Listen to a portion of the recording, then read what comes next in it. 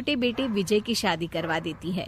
कुछ समय बाद आखिरकार वो दिन आ ही जाता है जब सावित्री की छोटी बहू गर्भवती हो जाती है।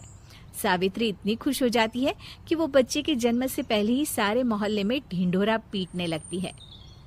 ये क्या सावित्री, तू तो पोते के जन्म से पहले ही मिठाई बांट रही है। पहले पोता पैदा तो होने दे, और फिर क्या पता अगर पोते की जगह पोती पैदा हो गई तो। ये सुन सावित्री चिढ़ जाती है। अरे अपनी काली जबान मत चला, मेरी मिठाई खा के मेरा ही बुरा सोच रही है। बड़ी आई, ला मेरी मिठाई वापस कर। देख लेना इस बार मेरे यहाँ पोता पैदा होगा, पोता। लेकिन ठीक इसका उल्टा होता है। सावित्री की छोटी बहू भी एक लड़की को जन्म देती है। सावित्री फिर से रोना धोना शुरू कर देती है और अपनी छोटी बहू को कोसते हुए भला बुरा कहने लगती है। देखते ही देखते ये सावित्री की रोज की आदत हो जाती है।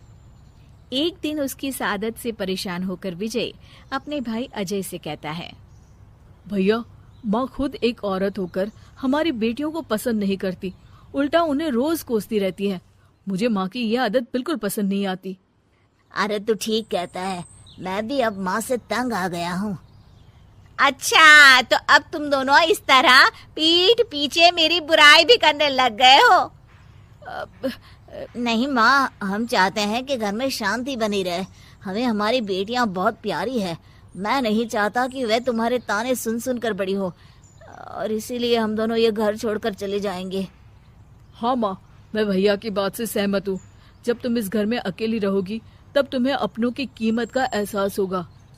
अपने दोनों बेटों के मुंह से अपनी माँ के लिए इतने कठोर शब्द सुन सावित्री भावुक और रुआंसी होकर कहती है, क्या सच में तुम दोनों मुझे इस घर में अकेली छोड़कर चले जाओगे?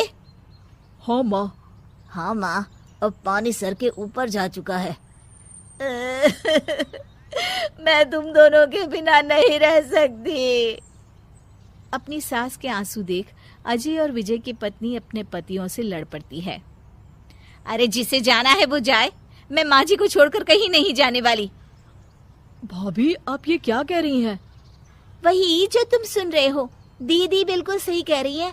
हम बेटियों के संस्कार हमें सिखाते हैं कि सास माँ समान नहीं बल्कि माँ ही होती है, और उस माँ की जिंदगी भर सेवा की जाती है। बेटे अपना फर्ज भूल सकते हैं, लेकिन बेटियां नहीं।